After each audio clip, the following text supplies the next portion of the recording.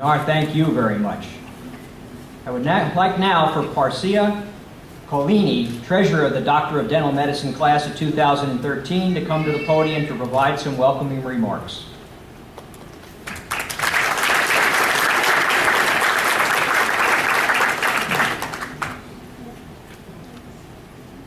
Thank you again, Dean Hutter. When we first met, Dean Hutter, and I proposed funding a ceremony to put on a coat, I thought there was a good chance you would have me escorted out of your office. But thank you for so enthusiastically sharing our vision and our dream with us over these last 2 years. And I do want to take this opportunity to thank the rest of the White Coat Committee. If you could stand up as I read your name real quick. Kate Reddy, Chris Bickford, Rachel Lucas, Pinar, Lindsay, Erica, who's not here, and Dr. Cal Reese. And thank you so much for all your help. And if not for these people, today wouldn't have been possible. Thank you.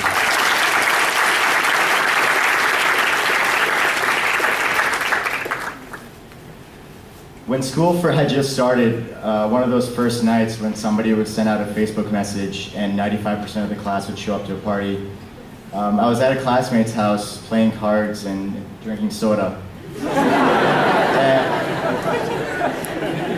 It's bad for your teeth, yes. Please die. During our card game, I looked around to see who my opponents were. It's one of those first days of school. To my left was my friend who, as a young boy, had moved from Russia to Israel and had recently finished his military service there in Israel. He told me once that as part of his military training, he had to sleep many nights on the desert floor. And now, as part of his dental training, he had to sleep somewhere much worse, Mass Ave. Next to him was our friend who was a first-generation Jewish Cuban American. His family had left everything behind from Cuba and moved to Miami so their children would have a better life here in the US. Starting from scratch, they worked very hard every day so that their son would have the opportunity to one day become a doctor. Sitting across from me was my friend who had recently moved here from Baghdad, Iraq. He had been enrolled in medical school in Baghdad, but was forced to move abroad when the violence there became too unbearable. He endured bombings, shootings, and mortar attacks, yet somehow he still gets stressed about his crown margins. And then there was Chris Bickford. He grew up in the Hamptons, so I guess that's not that exciting.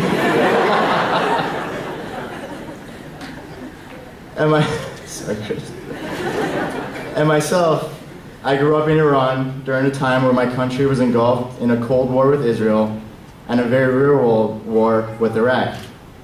Some of my first memories involve being huddled in bomb shelters during endless raids and the sounds of anti-aircraft firing furiously into the night sky.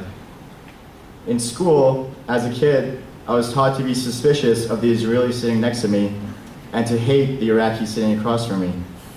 Yet here we all were 2 decades later, sitting at the same table as colleagues, as classmates, and most importantly, as friends. It was at this exact moment, all the way back when first school started, that I came to this very profound realization that never again in any of our lives will we have so much interaction with people of such incredibly diverse backgrounds. All the people around that table had taken very different paths to get to dental school, but once we were here, it took help from each other to get to where we are today. For as challenging as our past might have been, it also allowed us to gain an incredible amount of knowledge and tenacity, qualities that we share amongst each other every day simply by being friends. I always like to remind myself that as challenging as dental school has been thus far, it would have been 1,000 times more difficult if we didn't have each other. So while we are lucky to have such incredibly talented faculty, an administration that truly cares about us, and a class president who remembers clearly where he was when Kennedy was shot,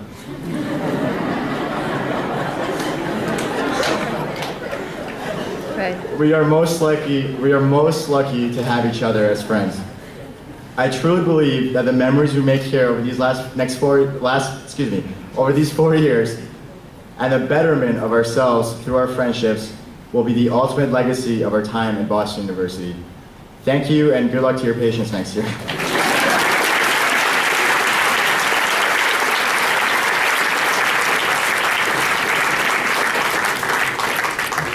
Why don't we give another round of applause to these outstanding students.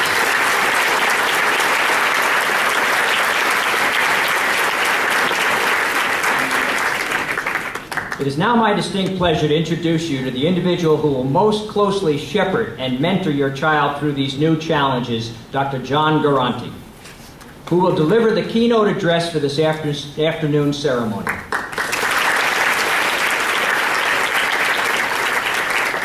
I recently appointed Dr. Garanti to the position of Associate Dean for Clinical Education. In this position, Dr. Garanti will provide the leadership necessary for all of the administrative and supportive functions required to successfully sustain all of the clinical activity in the school's pre- and postdoctoral patient treatment centers. He will concentrate on the continuing development of patient-focused comprehensive care clinical programs, the improvement of patient management practices in order to increase the retention rate of our patients, the improvement of integrated management of the pre-doctoral and postdoctoral treatment centers, the development of organizations